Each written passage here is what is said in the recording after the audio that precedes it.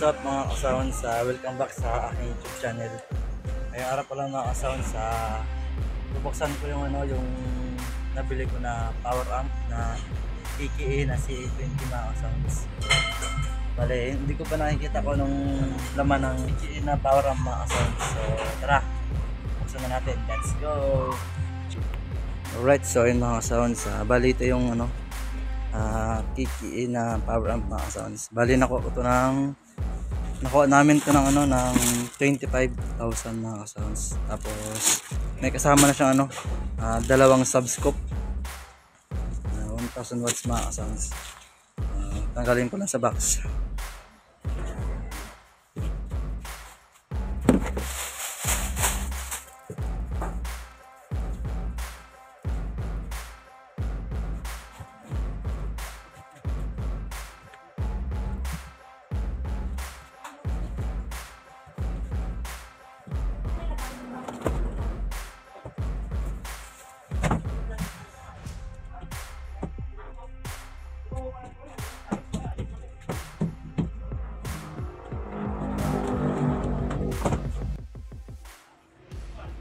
Right, so yun mga sounds, ito na yung KKE audio mga sounds na CA20.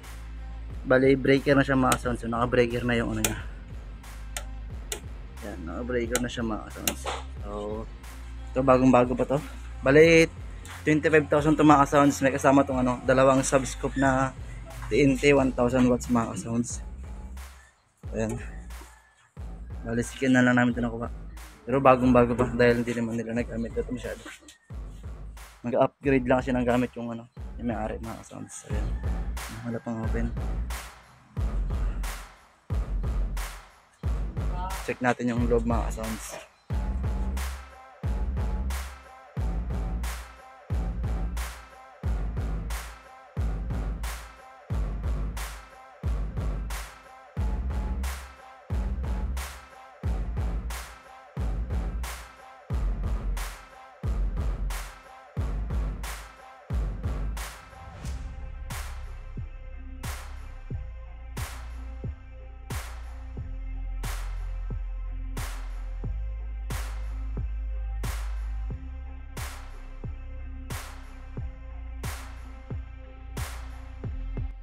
Alright, so yun mga sounds, at nabuksan na yung nabuksan na natin yung PKE na power amp mga sounds. So ayan, ay simple laman ng mga sounds, PKE audio. Ayan so yung mga sounds, ito yung kanyang kapasitor 3, 6, 9, 12. So ayan mga sounds, mayroon siyang dosing kapasitor mga sounds. Ayan, bali yan, 6 per channel yan mga sounds.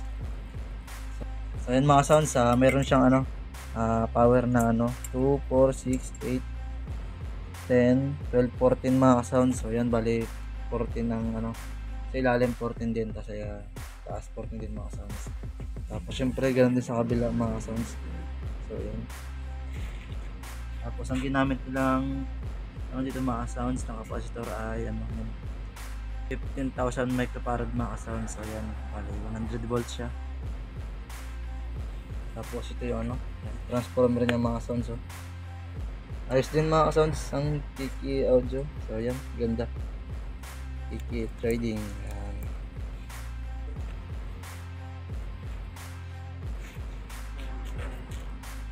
Tapos ito naman yung likod niya mga sounds. Channel 1 input, channel 2 input. Tapos ito yung link niya mga sounds. So yan, maglagay pa yung amplifier. Yan yung link niya. Tapos ito yung sa sensitivity. So yan, 1.0 volts, 30 Hz high pass na naka-off lang mga sounds. Tapos 150 low pass naka-off. Ang grounding niya mga sounds naka-on. So yan, ito yung sa speaker niya mga sounds. Ayos din ang mga sounds, KKE audio. Sulit din ang laman niya mga sounds. Tapos bigat din siya. Tapos ito yung niya, sample tayo ng transformer niya mga sounds. Yan yung out ng transformer niya, 114 volts ang pinakamataas ng mga sounds. Breaker type na rin siya. Ayos din mga sounds, breaker type na ang PKE audio.